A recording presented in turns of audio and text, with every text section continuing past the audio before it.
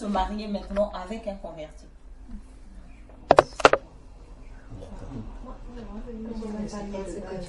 Bon, la parole de Dieu est claire par rapport à cela. Déjà, le verset que tu as pris. Tu es libéré, tu es dégagé. Quand tu es dégagé, tu es libre. Prenons la parole de Dieu. Examinons la parole de Dieu, ce qu'elle dit. Bon. Déjà, ce qu'on doit comprendre, c'est que la question du mariage, elle est clairement définie par la parole de Dieu. Et le Seigneur, lorsqu'il parle du mariage, il fait toujours référence à Christ et l'Église. Donc, le verset que la sœur est en train de donner, c'est celui-ci. Si le non-croyant se sépare, qu'il se sépare, le frère ou la sœur ne sont pas liés dans ce cas-là. Dieu nous a appelés à vivre en paix. Donc c'est 1 Corinthiens 7, verset 15. N'est-ce pas? On a d'abord décelé quelque chose de ce que l'apôtre Paul était en train de dire quand il disait que ce n'est pas le Seigneur qui dit, mais c'est moi. On a compris que c'est le Saint-Esprit effectivement qui était en train de dire ce qu'il disait. Maintenant, quand il dit que si l'un veut se séparer, qu'il se sépare, allons voir dans comment est-ce que le mariage même d'abord se passe. Comment le mariage se passe. Je sais que si on commence la question du mariage maintenant, ce n'est pas. Ça ne sera pas quelque chose de simple. Hein? Oui, on va répondre. On va répondre à cette question-là. Bon. Quand on regarde, prenons un peu déjà le premier mariage qui a été formé. C'est que, tu vois, hein, ma soeur, la question du mariage, quand je disais qu'elle est complexe, on ne peut pas répondre, il ne faut pas souvent donner la réponse à la question du mariage comme ça. Quelqu'un vient, il te présente une situation globale, il te dit, bon, si je suis converti maintenant, comment est-ce que je vais faire si mon mari a décidé de partir? La première question, c'est, est-ce que vous étiez d'abord marié? Amen. Tu vois un peu? C'est pour ça que je dis toujours, quand quelqu'un va me poser une question, je lui demande, bon, ok, j'ai compris. Maintenant, comment est-ce que vous êtes arrivés à vous mettre ensemble? C'est la première chose. Parce qu'on ne se lève pas comme ça, et puis, du jour au lendemain, on va à la mairie, on célèbre son mariage, chacun met son alliance au doigt, il dit, on est marié. Mais allez le dire à quelqu'un d'autre. Moi, je vais prendre la parole de Dieu et je vais vous dire que vous n'êtes pas marié. Vous n'avez jamais rencontré vos parents. Peut-être celui-ci, c'est même un ancien marié. Et puis, il y a plusieurs cas. Il faut examiner la chose bibliquement pour pouvoir arriver à la conclusion pour dire voilà ce que vous avez à faire ou que voilà ce que vous n'avez pas à faire. Maintenant, si la situation a déjà été examinée et qu'il se trouve qu'ils sont mariés, la question que moi je veux poser à cette personne, lorsque tu quittes Jésus-Christ, tu es un enfant de Dieu. L'Église et Christ, c'est le mari et son épouse. Si tu quittes Jésus-Christ, vers qui est-ce que tu vas aller? Vers Satan. Voilà, tu iras vers Satan. Donc, tu es perdu. La seule chose que tu as à faire, si tu as rétrogradé, c'est de revenir au Seigneur. Voilà la seule solution. C'est la même chose. C'est la même chose avec Adam et Ève. Adam quittait Ève, il restait seul. Parce qu'il n'allait pas, sauf si se mettait avec des animaux. Et là, c'est la perdition toujours. Soit il quittait Adam, soit il quittait Ève, il restait seul, soit il revenait avec Ève. Voilà la seule solution. Donc c'est une question, ça c'est le b.a.-ba même. Les gens vont dire non, c'est que bon, il n'était pas, tel n'était pas converti, tel n'était pas. Non, ce n'est pas ce que la parole de Dieu dit. Le Seigneur dit qu'il a uni, Dieu a uni, et personne ne doit séparer ce que Dieu a uni. Tel que Dieu a uni Christ et l'Église, personne ne peut venir séparer l'alliance qu'il y a entre Christ et l'Église. Donc si un homme ne peut pas séparer cette alliance, de la même manière aussi, lorsque quelqu'un a suivi le cheminement normal du mariage, il a rencontré les parents de la fille a été d'accord, parce que ce n'est pas dans un mariage forcé, le mariage ne doit pas être forcé. On ne va pas forcer quelqu'un maintenant à dire que tu es devenu un enfant de Dieu. C'est un peu ce qui se passe avec les catholiques et tout, qui prennent des petits-enfants, on va les baptiser, on baptise et on dit tu es devenu un enfant de Dieu. Non, on ne devient pas un enfant de Dieu parce que quelqu'un t'a amené. Il faut que toi-même tu t'arrêtes, que tu puisses te repentir de tes péchés, que tu confesses Jésus comme Seigneur et Sauveur, et tu prends l'engagement de suivre Jésus-Christ. Là, tu deviens l'épouse de Christ. Ce n'est pas une affaire de forcing. Donc, résumé, voilà comment est-ce que moi je pense que les choses se passent et c'est biblique. Maintenant, on peut rentrer pour prendre des versets. On va regarder comment est-ce que Dieu a créé Adam et Ève. Dieu qui était le père d'Adam, c'est lui qui a amené, parce que quand on regarde bien, j'avais partagé sur le mariage là il y a quelques jours avec une personne et j'ai même découvert quelque chose. J'ai encore découvert quelque chose. Prenons encore la parole de Dieu.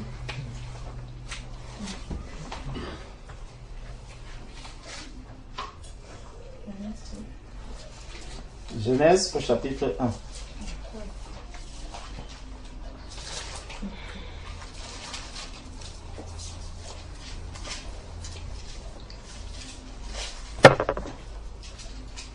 Genèse chapitre 1, verset 26. Puis, Dieu dit, faisons l'homme à notre image, selon notre ressemblance, et qu'il domine sur les poissons de la mer, sur les oiseaux du ciel, sur le bétail, et sur toute la terre, et sur tous les reptiles qui rampent sur la terre. Voilà le plan du Père. Donc, le Père a déjà un plan pour son enfant, pour son fils. Le Père a déjà préparé, il a préparé la vie de son enfant. Donc, verset 27, Dieu créa l'homme à son image. Il le créa à l'image de Dieu. Il créa l'homme et la femme. Quand Dieu crée l'homme, la Bible nous dit que Dieu a pris la poussière, il a fabriqué. Donc Dieu a fait quoi? Il a travaillé. Il a travaillé pour créer l'homme. De la même manière maintenant, il a fini de créer Adam, son fils. Après, quand le fils est déjà là, je nous fais grâce de beaucoup de lectures. On va maintenant arriver à Genèse 2. Allons dans Genèse 2. On nous dit, Genèse 2, verset 7. L'Éternel Dieu forma l'homme de la poussière de la terre. Il souffla dans ses narines un souffle de vie et l'homme devint un être vivant. Descendons, verset 15. L'Éternel Dieu prit l'homme et le plaça dans le jardin d'Éden pour le cultiver et pour le garder. Donc il est en train de former déjà l'homme. Donc ce n'est pas un bébé. Ce n'est pas un bébé que Dieu est en train de faire ici. C'est un homme à qui il va donner des responsabilités. Je ne sais pas si on comprend. Avant qu'il ne lui donne une femme, avant qu'il ne lui donne une femme, ce n'est pas un bébé.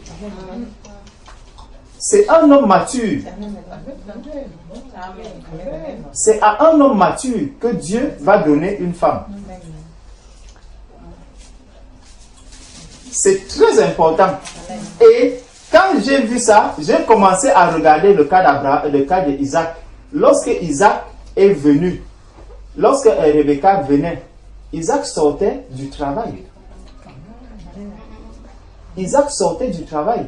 Jacob, il n'a pas pris sa femme à la rue. Il a travaillé 14 ans pour avoir ses femmes. Donc tout ça, Jésus-Christ même, pour que l'Église arrive, Jésus est mort à 33 ans. Avant que l'Église ne naisse. C'était 33 ans après. Il faut bien qu'on réfléchisse sur le mariage.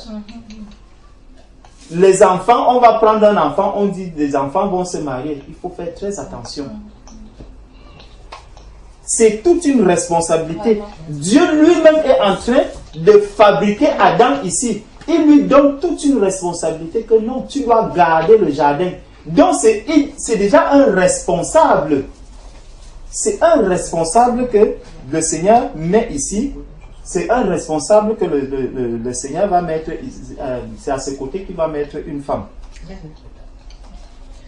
Donc, au verset 16, l'Éternel Dieu donna cet ordre à l'homme. Tu pourras manger de tous les arbres du jardin, mais tu ne mangeras pas de l'arbre de la connaissance du bien et du mal, car le jour où tu en mangeras, tu mourras. Donc, c'est quelqu'un qui peut déjà décider de prendre des décisions, de prendre ses responsabilités en main, de pouvoir conduire même son épouse.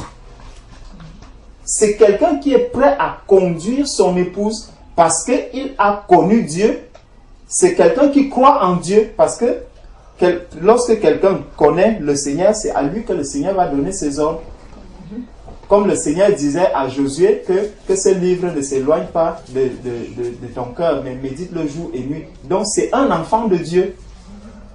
C'est quelqu'un qui connaît déjà ce que c'est que l'amour de Dieu. C'est quelqu'un qui connaît bien ce que c'est que le bien et le mal. Ce n'est donc pas un enfant. Verset 18. L'Éternel Dieu dit: il n'est pas bon que l'homme soit seul. Je lui ferai une aide semblable à lui. Vous voyez, après tout ça, après avoir bien bâti Adam, le Seigneur savait que Adam, lui, il est déjà capable de s'occuper du jardin, de faire ceci, de faire cela. Là maintenant, il n'est pas bon qu'il soit seul. Amen. Donc un responsable, c'est lui maintenant que Dieu va préparer pour le mariage. Donc, c'est le père de Adam. Verset 19. L'Éternel Dieu forma de la terre tous les animaux des champs et tous les oiseaux du ciel. Bon. Verset 23. Non, verset 21. Verset 21. Alors l'Éternel, si on regarde au verset 20, on voit comment est-ce que Adam est en train de donner tous les noms. Donc on comprend que Adam est vraiment quelqu'un qui est actif dans l'activité déjà, qui fait déjà qui mène une activité dans le Seigneur. Parce qu'au verset 20, on nous dit: et l'homme donna des noms à tout le bétail, aux oiseaux du ciel et à tous les animaux des champs. Mais pour l'homme, il ne trouva point d'aide semblable à lui. Donc on voit que c'est dans le travail, il est actif et tout et tout. C'est là que il voit, il se rend donc compte que effectivement, il me manque quelque chose. Vous voyez?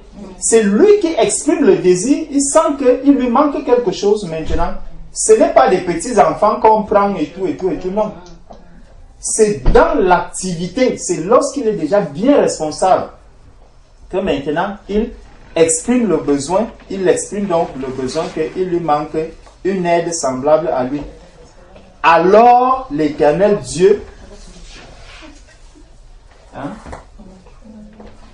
Alors l'Éternel Dieu fit tomber un profond sommeil sur l'homme. Donc, le Père va donc faire tomber un profond sommeil sur l'homme qui s'endormit. Il prit une de ses côtes et referma la chair à sa place. Le Père est encore en train de travailler. L'Éternel Dieu forma une femme de la côte qu'il avait prise de l'homme et il l'amena vers l'homme. Donc on voit que le père de Ève ici, c'est qui? C'est Dieu toujours. Donc même Dieu qui est le père de Ève, il a également travaillé pour Ève. Donc Ève aussi, ce n'est pas un enfant. Le père a pris le temps de travailler, mais ici on ne nous dit pas que Ève travaillait déjà. Hein? On ne nous dit pas que Ève travaillait déjà, mais on a vu Adam qui était bien mature, Adam qui avait déjà des responsabilités. Le père de Ève, néanmoins, il a bien travaillé, il amène maintenant la femme vers l'homme, qu'il avait prise de l'homme et il l'amena vers l'homme. Et l'homme dit, le père n'a pas dit que voici la femme que je te donne. Non. Le père a juste amené Ève. Donc, Adam pouvait dire, non, je n'en veux pas. Verset 23, et l'homme dit, voici cette fois celle qui est os de mes os et chair de ma chair. On l'appellera femme parce qu'elle a été prise de l'homme. C'est pourquoi l'homme quittera son père et sa mère et s'attachera à sa femme et ils deviendront une seule chair. Donc, le mariage, c'est des responsables qui se marient. Ce n'est pas des bébés. Il faut être mature. Il faut être capable de pouvoir dire non à la femme. Parce que même ça a manqué à Adam par la suite. Il faut beaucoup de maturité quand on s'engage dans le mariage. Donc, c'est ce petit morceau que je voulais encore vous montrer. Amen. J'ai quelque chose à apporter, si vous permettez. Le Deutéronome 24. C'est toujours dans ce sens. Non, parce que normalement, on dit qu'un chrétien ne doit pas se remarier. Tant que l'homme est encore vivant. Une chrétienne ne doit pas se remarier tant que son mari est vivant. Ouais. Mais le Deutéronome 24, ça, on dirait que ça permet à la femme de se remarier. Quand elle a été répudiée par son mari. Bon, allons-y.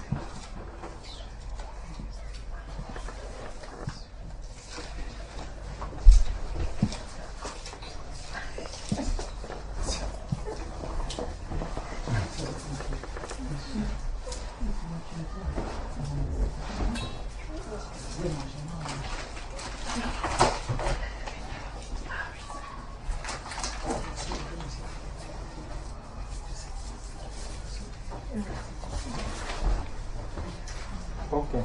Deutéronome chapitre 24. Donc, la sœur dit que ça peut ouvrir, ça donne la possibilité à quelqu'un, à une femme, de se remarier. Bon. Donc, prenons Deutéronome chapitre 24. Lorsqu'un homme aura pris et épousé une femme qui viendrait à ne pas trouver grâce à ses yeux.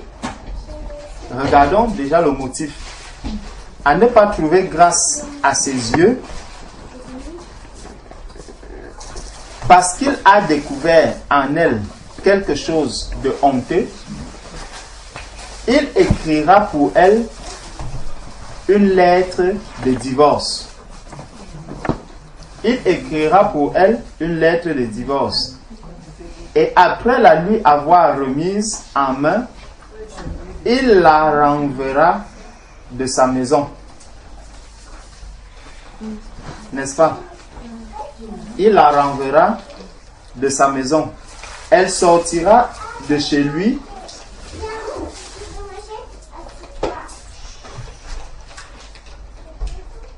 Voilà. Elle sortira de chez lui, s'en ira et pourra devenir la femme d'un autre homme. Si ce dernier homme la prend en aversion, écrit pour elle une lettre de divorce et après la lui avoir remise en main, la renvoie de sa maison, ou bien si ce dernier homme qui l'a prise pour femme vient à mourir, alors le premier mari qui l'avait renvoyée ne pourra pas la reprendre pour femme après qu'elle a été souillée, car c'est une abomination devant l'Éternel, et tu ne chargeras point de péché le pays que l'Éternel ton Dieu te donne pour héritage. Bon, déjà, on va d'abord voir ce qui se passe ici. Après, on ira prendre un autre texte, Matthieu 19. Voilà, on peut prendre Matthieu 19 comme on peut aussi prendre Marc 10. C'est le même texte. C'est le même texte qui vient, où Jésus vient éclairer sur ce qui est dit ici. Il parle de la dureté du cœur. Bon, regardons bien ce qui est écrit. Lorsqu'un homme aura pris et épousé une femme qui viendrait à ne pas trouver grâce à ses yeux. Déjà, le motif. Lorsque tu épouses une femme, est-ce que c'est après l'avoir épousée que tu vas te rendre compte que, par exemple, la femme n'est pas belle, la femme n'a pas ceci, tu vas trouver tous les motifs. Lorsque tu prends une femme, tu prends la femme avec tout le paquet. Tu ne sélectionnes pas. Par la suite, nous aujourd'hui, quand on est marié, ce n'est pas parce qu'on voit tellement de bien, mais parce que tu as déjà pris l'engagement, tu as pris tout le paquet, tu as pris le colis, tu es obligé de porter ce colis jusqu'à la gare. Ah ouais. Que tu le veuilles ou pas. C'est chaud. Oui, il y a des colis. Tu peux recevoir un colis qui est bien emballé, un colis qui est bien étiqueté et tout. Tu vois, il est passé par Air France, Air Congo, Air ceci, Air Cameroun. Tu peux prendre tous les Air que tu veux, Air Ivoire et tout. Tu vois, tu dis, ah non, moi je ne veux plus le colis qui vient de Air France, je veux le colis Air Ivoire. Moi, j'ai choisi Air Côte d'Ivoire, Air Abidjan ou Air ceci. Tu portes Air Abidjan, tu le mets à la maison. Dès que c'est dans la maison, terminé. Ce n'est pas là qu'elle viendra trouver grâce. Si elle veut trouver grâce, quand elle est encore dehors. Quand elle est encore dehors, là, elle trouve grâce ou elle ne trouve pas grâce à tes yeux. Si elle franchit, c'est terminé. Là, elle a trouvé grâce. Tu ne peux plus dire si elle ne trouve pas grâce. Non, elle a trouvé grâce. La question que toi-même tu dois te poser, est-ce que Jésus a déjà écrit quelque part où il dit, je répudie quelqu'un, je renonce dans ma relation avec toi? Jésus a-t-il écrit une lettre à quelqu'un pour dire que je ne veux pas de toi? La parole de Dieu dit qu'il appelle tous les hommes. Il appelle tous les hommes. Donc, tous ceux qui viennent à Jésus trouvent grâce à ses yeux. Le seul fait déjà de voir que lorsqu'un homme aura pris et épousé une femme qui viendrait à ne pas trouver grâce à ses yeux, c'est déjà un problème. Ça veut dire même cet homme qui a épousé sa femme, lui déjà, est-ce qu'il connaît même Dieu?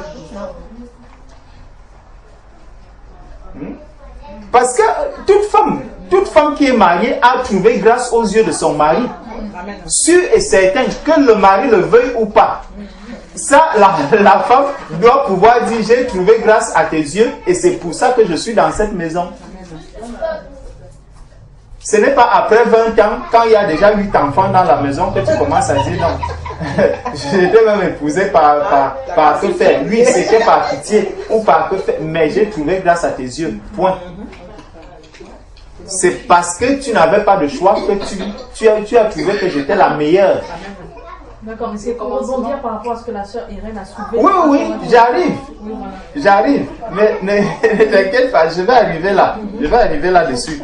Donc, le motif déjà ici, il n'est pas clair. Le fait de ne pas trouver grâce aux yeux du mari, ça pose déjà un problème. Donc, le cœur, la sincérité du mari, elle n'y est pas. Donc, une femme qui viendrait à ne pas trouver grâce à ses yeux, parce qu'il a découvert en elle quelque chose de honteux. Tu vois? Même si il y a... Comment est-ce que tu peux trouver quelque chose de honteux? Même si ton épouse est comment? Tu es obligé de l'accepter. Là, c'est pour ça qu'on dit qu'elle trouve grâce à tes yeux. Elle trouve grâce à tes yeux. Si nous avons trouvé grâce au Seigneur, aux yeux du Seigneur, ce n'est pas parce que nous sommes meilleurs. Ce n'est pas parce que nous sommes déjà parfaits. Non. C'est le Seigneur qui nous rend parfaits. C'est le mari qui amène son épouse à devenir ce qu'elle est. Donc si la femme est mauvaise, c'est parce que le mari la rend mauvaise. Si ta femme n'est pas présentable, c'est parce que l'homme ne la rend pas présentable. Sauf si la femme décide de désobéir au mari. Parce que le mari peut aussi dire à sa femme que non, tu dois te présenter comme ça, mais la femme dit non, moi je ne me présente pas. Elle a trouvé grâce à tes yeux, tout ce que tu peux faire maintenant, recherche la paix.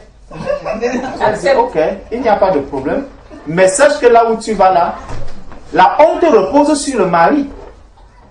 Quand tu vas te présenter d'une certaine manière, la honte repose sur le mari. C'est ça. Ah oui. C'est ça. Quand on sort, quand un enfant de Dieu sort et qu'il se comporte mal, j'arrive quelque part, je trouve ma soeur Frédéric en train de s'engueuler, de se chamailler, de crier sur des gens à la gare du Nord. Je vais regarder comme ça. Est-ce que j'aurai le courage d'aller l'embrasser? Je vais me copiner. Et qui a honte en ce moment-là? C'est Jésus-Christ. C'est Jésus-Christ qui a honte. Il ne va pas divorcer avec? Non, il ne divorce pas, mais c'est pour te dire qu'il y a la honte. Le mari a honte quand l'épouse se comporte mal. Quand l'épouse se présente mal, la honte retombe sur le mari. Quelqu'un qui te connaît, il va dire, ah, mais elle dit souvent que, attends, c'est une chrétienne, non? Attendez, mais c'est la femme que je vois souvent évangéliser là. Tu vois, on ne dira pas que c'est la femme qui travaille à tel endroit, non. Directement, on va te coller l'étiquette de chrétienne, de Jésus-Christ sur toi. Donc, une femme qui se présente d'une certaine manière, c'est le mari qui porte cette honte. Ça retombe sur le mari.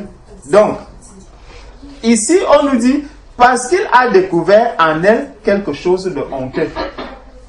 Tu vois? Mais lui, maintenant, et c'est là que le problème du cœur se révèle. C'est qu'il n'arrive pas à supporter la honte qu'il a vue chez son épouse.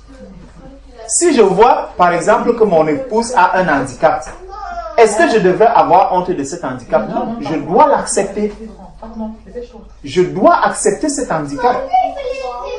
Qui aimerait rester sur la terre avec un handicap?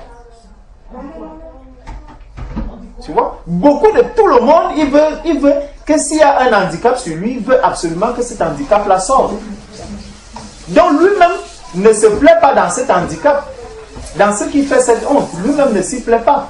Mais moi maintenant, je vois que lui, il a cet handicap, je dis, non, ça devient un sujet de honte pour moi. Je ne peux plus marcher avec toi parce que quand je vois ça, la seule chose c'est que non, il faut que tu parles. ça fait très mal. Ça va faire très mal à cette personne. Tu vois un peu? Comment est-ce que cette personne peut partir étant en paix avec toi? Il n'y aura pas de paix. Elle sera vraiment mal. Tu l'auras même encore répudiée, peut-être parce que tu as trouvé une autre femme.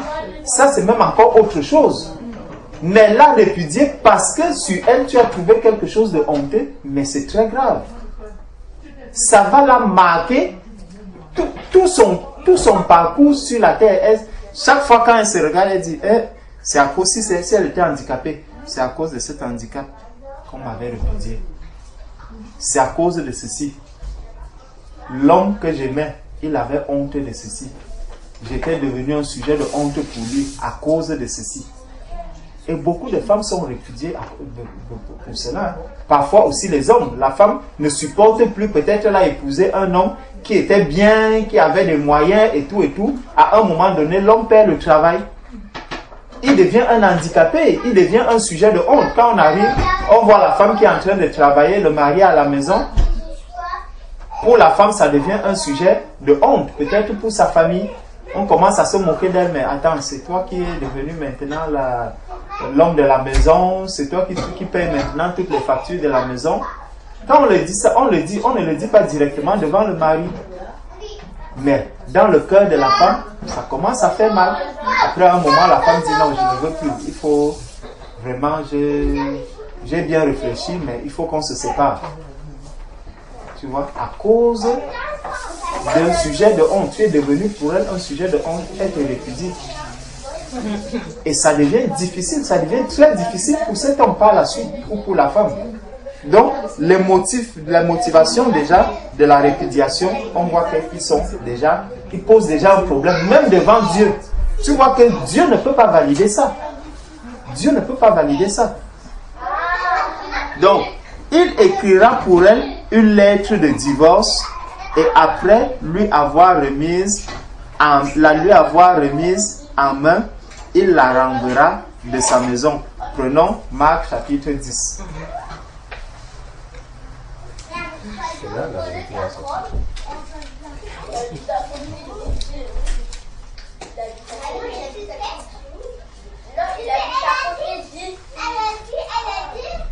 Marc chapitre 10. Jésus étant parti de là, se rendit dans le territoire de la Judée, au-delà du Jourdain.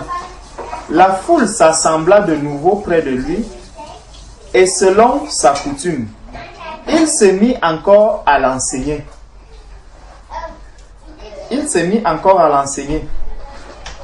Les pharisiens l'abordèrent, et pour l'éprouver, ils lui demandèrent s'il est permis à un homme de répudier sa femme.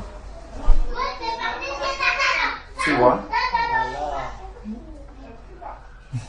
Donc, c'est Jésus qui est en train de parler ici, verset 2 de Marc 10.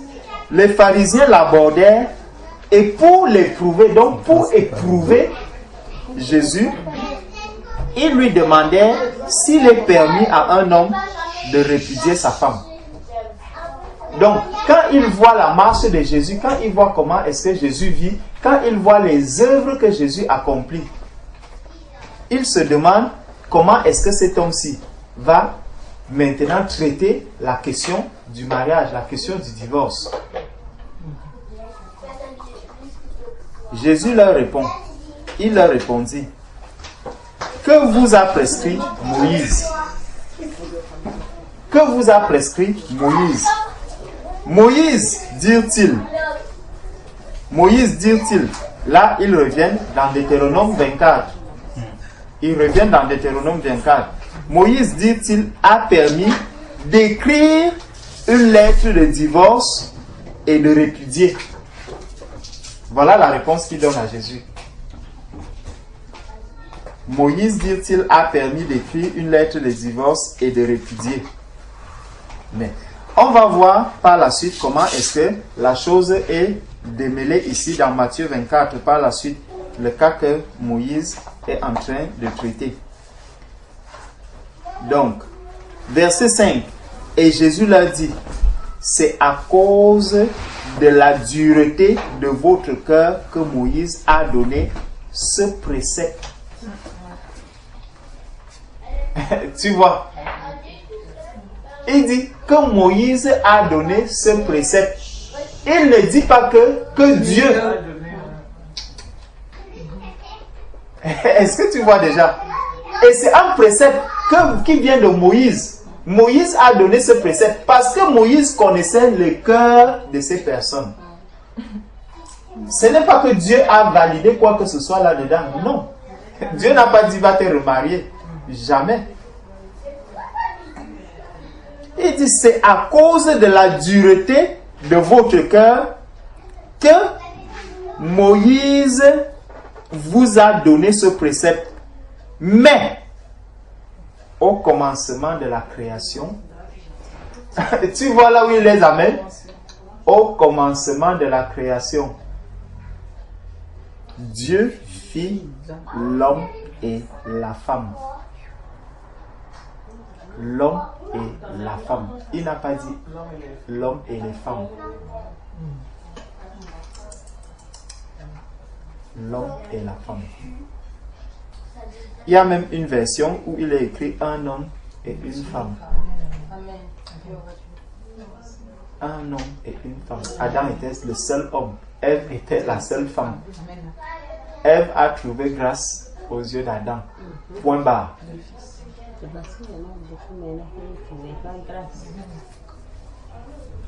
Hein, ma soeur? Donc, on continue. Verset 7. C'est pourquoi, ça c'est le verset du commencement, hein? C'est pourquoi l'homme quittera son père et sa mère et s'attachera à sa femme. Et les deux deviendront une seule chair. Ainsi, ils ne sont plus deux, mais ils sont une seule chair. Que l'homme donc ne sait pas ce que Dieu a joint. Amen. Hein, ma soeur? Ça, c'est Jésus-Christ qui vient répondre à ce qui a été dit dans Deutéronome 24. Le précepte que Moïse a donné à ces hommes-là. C'était à ces hommes particulièrement parce que leur cœur était dur. Et tu vois que le fait d'écrire même la lettre par la suite, et revenons donc, comme on a déjà vu ici, c'est qu'il... Bon, terminons jusqu'au verset 12. Verset 10. Lorsqu'ils furent dans la maison, les disciples l'interrogèrent encore là-dessus. Il leur dit, celui qui répudie sa femme et qui en épouse une autre commet un adultère à son égard. Tu vois, il ne leur dit pas que tu peux te remarier parce que vous n'étiez pas liés ou ceci. Non, non, non, non, non, non, non. Tu répudies ta femme, tu épouses une autre, tu commets l'adultère. Et il ne dit pas il dit à son égard. Donc à l'égard de la femme qui est partie, tu commets l'adultère. À l'égard de cette femme que tu as répudiée. Donc tu répudies une femme, tu restes seul. Le jour où tu as foi, cours après elle. Si elle maintenant, elle est déjà dans l'adultère aussi, tu vas rester dehors. Ah oui, tu vas maintenant commencer à lui parler un langage peut-être qu'elle ne comprendra plus.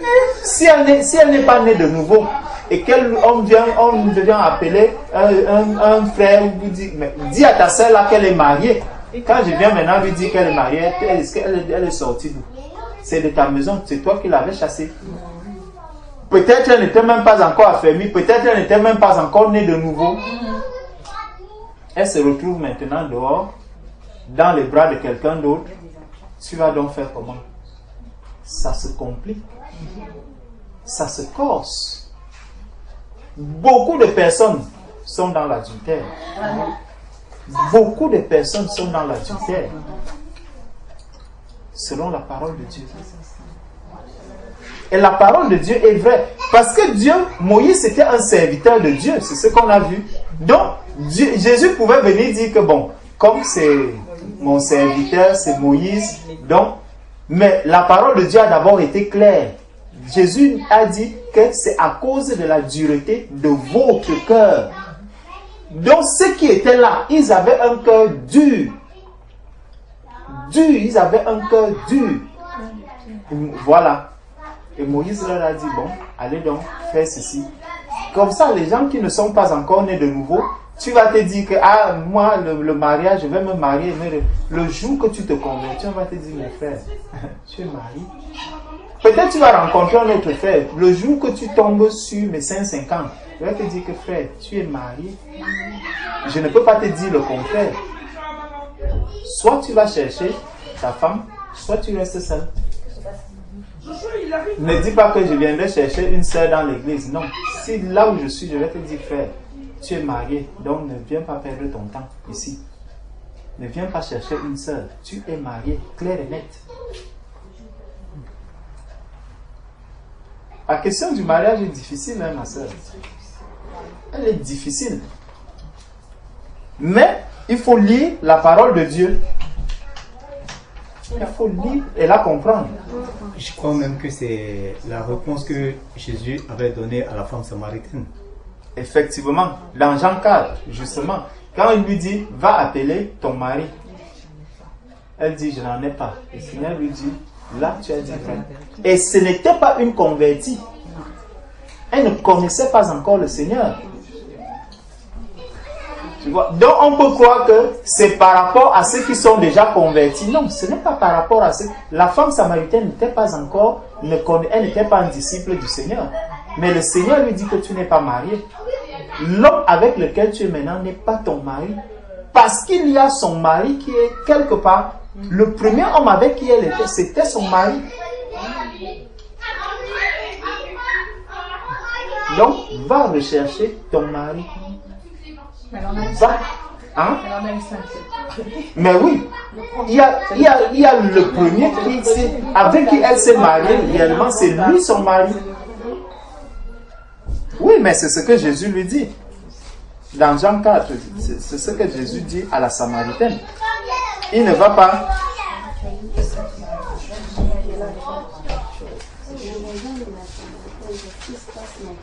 Dans Jean 4, allons voir Jean 4 à partir du verset 15. Jean 4 à partir du verset 15.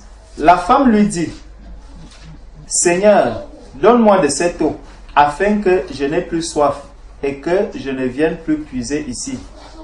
Verset 16. Va, lui dit Jésus, appelle ton mari et viens ici. Donc, tu vois déjà que la femme, ce que la femme lui a demandé, elle lui a demandé l'eau. Jésus, en fait, l'eau dont Jésus est en train de parler, c'est la parole de Dieu. Et c'est le mari qui doit donner la parole de Dieu à son épouse. Tu vois? Donc, Jésus est en train déjà de lui dire que l'eau que tu me demandes normalement, cette eau-là doit venir de son mari, de ton mari. Ton mari, donc, va appeler ton mari. Donc, il y a deux problèmes qui se posent déjà ici. Verset 17, la femme répondit, je n'ai point de mari. Donc, la femme est consciente. Elle est consciente. Ma soeur, quand tu es divorcée, hein, tu sais que tu es divorcée. Tu ne peux pas dire que non, je ne suis pas divorcée, je suis mariée. Non, tu sais quand tu es divorcée. La femme savait. Ce n'est pas qu'elle était seule. Elle vivait avec un homme, mais elle savait que je suis divorcée. Beaucoup de femmes ou beaucoup de maris vivent soit avec les femmes des autres, soit avec les maris des autres. Et ils savent que celle avec qui je suis ici, ce n'est pas ma femme. Celui avec qui je suis ici n'est pas mon mari. Il y a beaucoup qui le savent.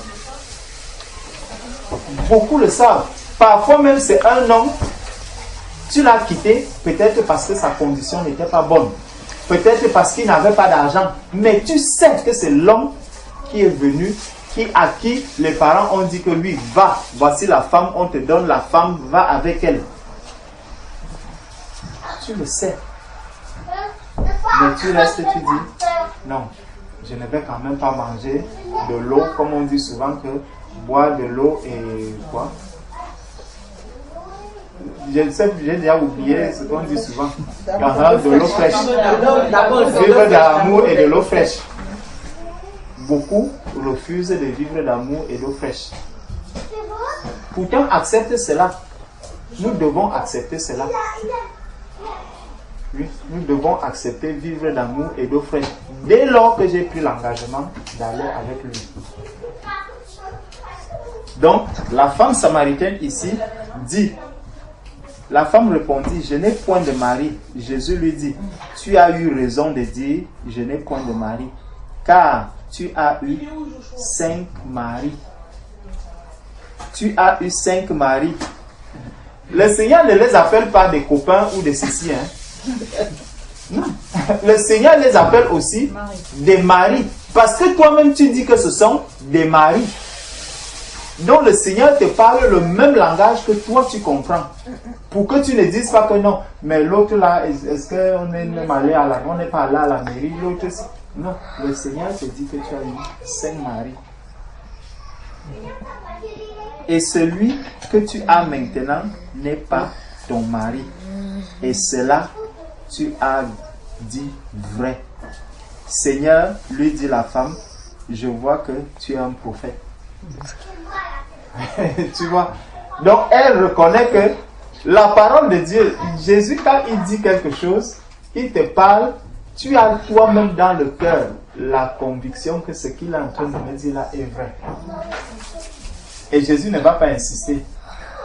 Il va passer directement à autre chose. Donc, le Seigneur ne nous laisse pas dans les mariages, remariages, divorce à gauche, divorce à droite. Non, ça, ce n'est pas dans la parole de Dieu. Nulle part, le Seigneur ne tolère cela. Mais si tu veux prendre plusieurs femmes, prends tes plusieurs femmes, toi-même, tu subiras les conséquences de tes plusieurs femmes. Et on voit dans la Bible des personnes qui ont eu plusieurs femmes. On a vu la femme.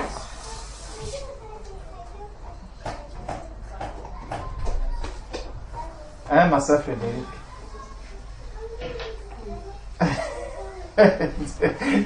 Cette parole est dure. Hein, ma soeur?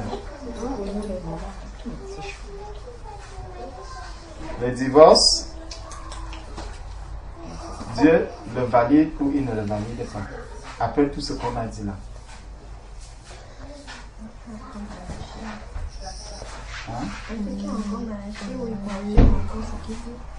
Hein? Dieu est la réconciliation. Amen. Ouais. C'est simplement je soulevais par rapport à ce que la soeur avait demandé. Et comme j'ai vu que la dame dans Deutéronome 24, elle s'est remariée, donc je me dis comment ça se fait que Dieu ne veut pas qu'on se remarie. Et là il a permis. J'aurais un éclaircissement en fait. Parce que d'un côté, la femme n'est pas liée si le mari s'en va. Justement parce que quand il parle, quand dans 1 Corinthiens 7, il est écrit que la femme, l'homme et la femme ne sont pas liés. Tu vois, déjà, un enfant de Dieu, il a l'esprit de Dieu. Celui qui est à côté de lui, s'il n'est pas un enfant de Dieu, ils ne sont pas liés spirituellement. Oui, ils servent deux dieux différents. Tu vois, donc ils sont séparés spirituellement. C'est pour ça qu'on disait qu'ils bénéficient d'une grâce particulière pour sa sanctification. Mais s'ils décident de partir, tu vois, ils s'en vont, ils ne sont pas liés du tout. Ils ne sont pas liés. Mais cela ne veut pas dire que Cela ne veut pas dire que... Donc la dame elle va rester célibataire à vie. Oui, elle doit prier maintenant pour la conversion de son mari.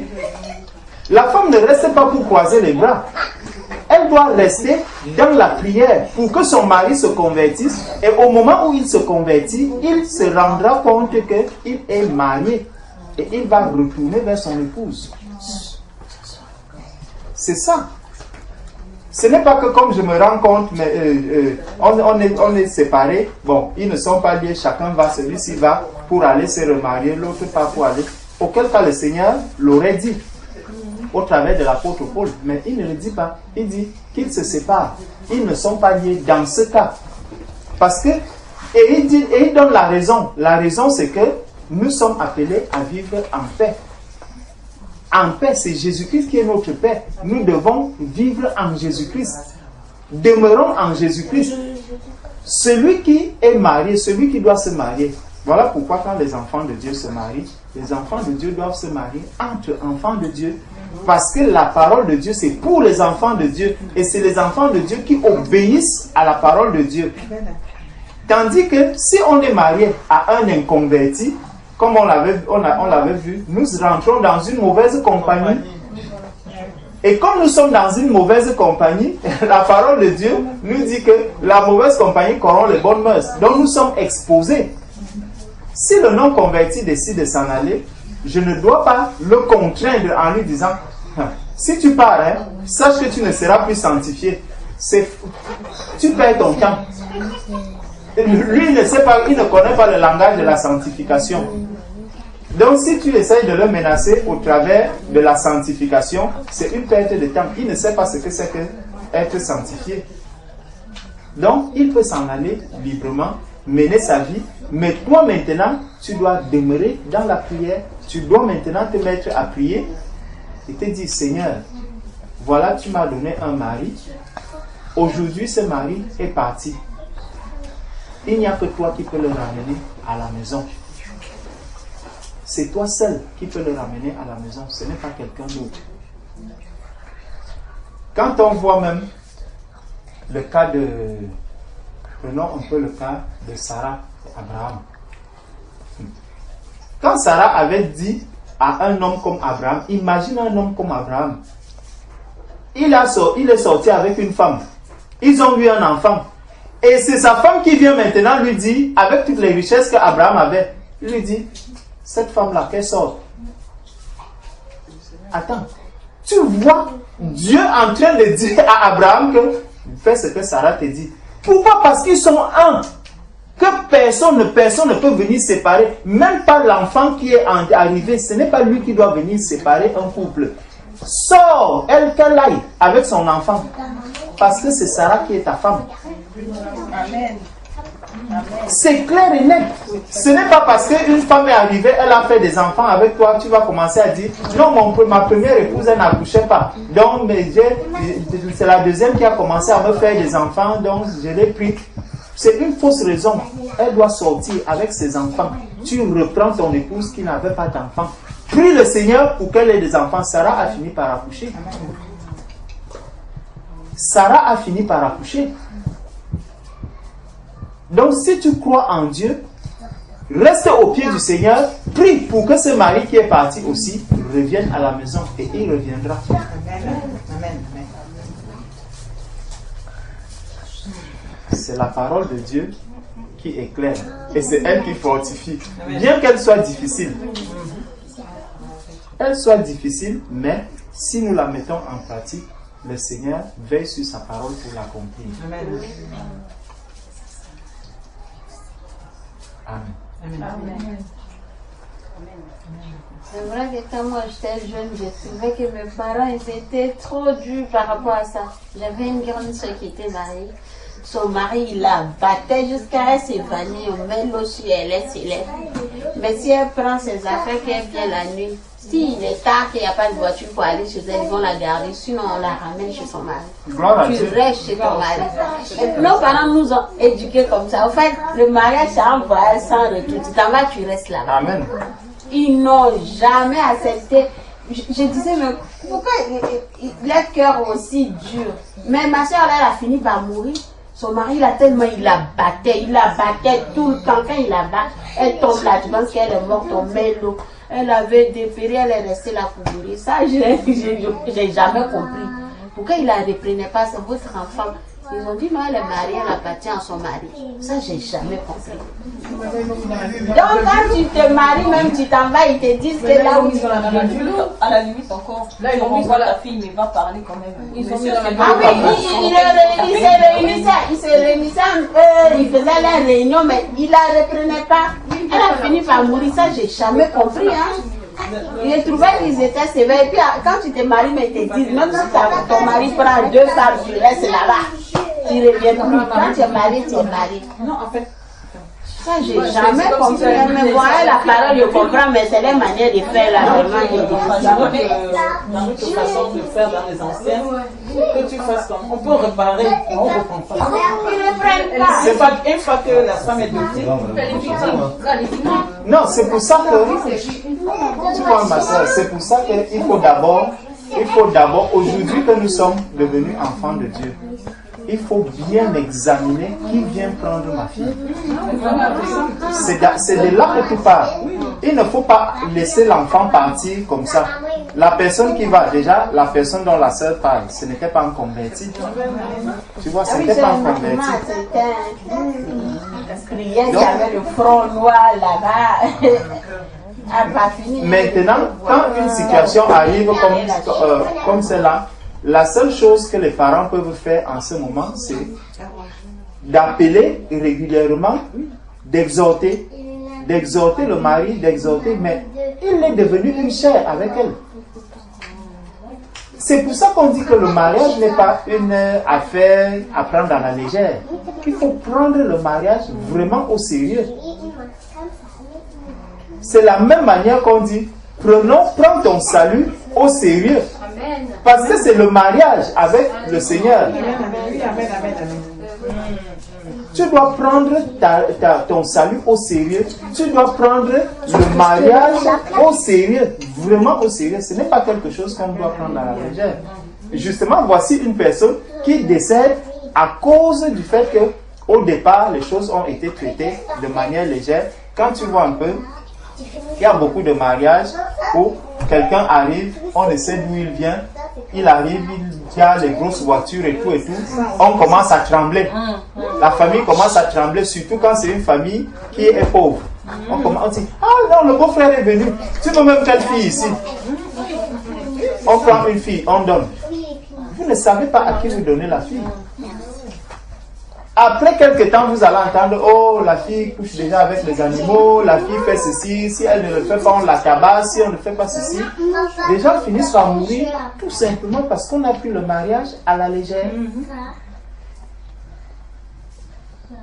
C'est la vie d'une personne. C'est qu'on se sépare. Le Seigneur a dit, l'homme quittera son père et sa mère s'attachera à une femme, ils formeront une seule et même chair. Donc c'est le lien qui est rompu avec la famille. Donc si on le prend à la légère, vous allez faire comment? Tu ne peux plus aller et prendre cette femme-là, la ramener. Comme ce n'est pas des convertis, eux aussi, ils pouvaient agir en non convertis. Peut-être aller au tribunal dire qu'elle est maltraitée et tout. Mais est-ce que la femme même allait l'accepter? Mais en chrétien, le chrétien ne doit même pas le faire. C'est pour ça que dès le départ, il faut bien examiner la question du mariage. Quand on est un chrétien, il faut bien examiner la question du mariage dès la base. Dès la base, mais pour la sœur là, franchement... Non, le critère, le seul critère chez nous, c'est marier, tu es musulman, ils t'ont vu, tu pries, tu vas à la mosquée, c'est tout. Et il dit, tu viens marier là, enfin tu es musulman, on donne. Non, moi je la voyais comme sa soeur était une victime de son mari. Son mari c'était son bourreau. Ah non, il a tapé le temps, il priait, elle avait le front noir même. La fille ne croyait pas en Dieu. La fille ne croyait pas en Dieu. C'est choquant pour nous tous. Ce n'est pas qu'on cautionne cela, on ne cautionne pas. Tu vois, non? Mais on se dit, c'est juste un constat que l'on fait. C'est que la femme ne croyait pas en Dieu, le mari ne croyait pas en Dieu. Tu vois, les parents même ne croyaient pas en Dieu. Donc, quand la fille est en train de subir de la sorte, les parents regardent, ils sont totalement désarmés parce que la femme... Non, viens t'asseoir ici. La femme est totalement désarmée. Les parents même sont totalement désarmés parce que la fille ne leur appartient plus. La fille n'appartient plus. Elle n'appartient plus à la famille. Donc, si tu viens l'assister... C'est une assistance à personne en danger. Effectivement, c'est pour ça que je disais que eux aussi ne pouvaient n'utiliser que les moyens de la chair. Par exemple, aller dans un commissariat, ça c'est le moyen de la chair. Dans l'administration, même dans le droit, on ne reconnaît pas la femme battue chez nous. Non, pas le droit. C'est le femme chez les musulmans, chez mes parents, de toute façon, ils sont. Même dans le droit, Je ne dirais pas islamistes. la femme, tu es la femme. De toute façon, ils sont vraiment musulmans. Dans le Coran, c'est écrit que le